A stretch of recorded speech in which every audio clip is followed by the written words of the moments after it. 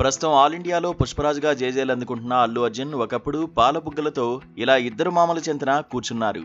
అయితే బన్నీతో పాటు మెగాస్టార్ చిరంజీవి, విలక్షణ నటుడు ప్రకాష్ రాజ్ ఉన్నారు. బన్నీకి రియల్ లైఫ్ లో చిరంజీవి మేనమామ కాగా, ప్రకాష్ రాజ్ రియల్ లైఫ్ లో పలుమార్లు అల్లు అర్జున్ కు మామగా నటించారు. అలా ఓ వేడుకలో రియల్ లైఫ్ మామలతో కలిసి పాలు పంచుకున్నారు. 2 దశాబ్దాల క్రితం తెలుగునాట యువతను కిర్రెక్కించే బాణీలు కట్టి పలువురు సంగీత దర్శకులు అలరించారు. అలాంటి వారిలో ఆర్పి పట్నాయక్, చక్రి, శ్రీ, దేవిశ్రీ ప్రసాద్, ఘంటాడి కృష్ణ కూడా ఉన్నారు. ఈ 5గురు సంగీత దర్శకులు ఓ వేదికను పంచుకున్నారు. విశేషమేంటంటే ఈ 5 మందిలో కొందరు కొన్నిసార్లు తెరపై తలుక్కుమన్నారు. అయితే వీరిలో పూర్తిస్థాయి నటునిగా సాగింది మాత్రం ఆర్పి పట్నాయక్ అనే చెప్పాలి. ఆర్పి ప్రధాన పాత్రలో రూపొందిన శ్రీను వాసంతి లక్ష్మి సినిమా వేడుకలో ఈ 5 మంది సంగీత దర్శకులు పాల్గొన్నారు. తమ మిత్రుడైనందుకు మిగిలిన వారి ముఖాల్లో ఆనందం తొంగి చూస్తోంది. మీరు చూడండి. మనవడు సుమంత్ను సైతం సొంత కొడుకులాగే ఆదరించారు అక్కినేని నాగేశ్వరరావు. ఇక నాగార్జున కూడా తన మేనల్లుడు సుమంత్ను హీరోగా నిలబెట్టడానికి పలు ప్రయత్నాలు చేశారు.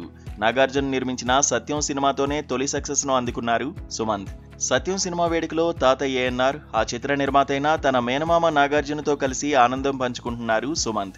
అభిమానులు ఈ ముగ్గురిని ఓ గజమాలతో సత్కరించినప్పటి దృశ్యం ఇది. ఈ పిక్ను బట్టి టైటిల్ రోల్ పోషించిన సత్యం సుమంత్ కాగా, ఆ ఫ్యామిలీకి మూలపురుషుడైన ఏఎన్ఆర్ ను శివంగా భావించవచ్చు.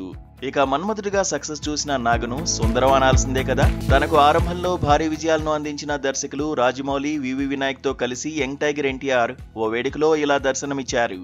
ఎన్టీఆర్ కెరీర్ లో ఫస్ట్ హిట్ గా నిలిచింది స్టూడెంట్ నెంబర్ 1. ఆ సినిమాతోనే రాజమౌళి డైరెక్టర్ గా పరిచయం అయ్యారు. ఇక ఎన్టీఆర్ హీరోగా తెరకెక్కిన ఆదితో వివి వినాయక్ దర్శకునిగా జనం ముందు నిలిచారు. ఈ సినిమా స్టూడెంట్ నెంబర్ 1ను మించి ఘన విజయం సాధించింది. ఎన్టీఆర్ కు ఆరంభంలో చెప్పుకోదగ్గ హిట్స్ అవే. అలా రాజమౌళి, వివి వినాయక్ డైరెక్టర్స్ గా పరిచయమైన చిత్రాల్లో కథానాయకుడు యంగ్ టైగర్ కావడం వల్ల ఆ ఇద్దరితో ఇతని అనుబంధం ప్రత్యేకమనే చెప్పాలి. ఇక్కడ గుసగుసలాడుతున్నది ఇద్దరు ప్రముఖ సినిమాటోగ్రాఫర్స్.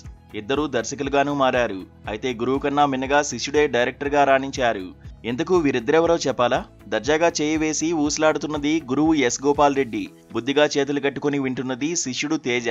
రామ్ గోపాల్ వర్మ తొలి చిత్రం శివకు సినిమాటోగ్రాఫర్ ఎస్ గోపాల్ రెడ్డి. ఆ సమయంలో ఆయనకు అసోసియేట్ గా చేశారు తేజ. తర్వాతి రోజుల్లో తెలుగు, హిందీ చిత్రాలకు సినిమాటోగ్రాఫర్ గా పనిచేసిన తేజ చిత్రం సినిమాతో డైరెక్టర్ అయ్యారు. ఆ తర్వాత అనేక సక్సెస్ఫుల్ మూవీస్ తీశారు. చిత్రం ఏంటంటే, శిష్యుడు డైరెక్టర్ అయిన తర్వాతే గురువు గోపాల్ రెడ్డి నా ఆటోగ్రాఫ్, స్వీట్ మెమరీస్ తో మెగాఫోన్ పట్టారు.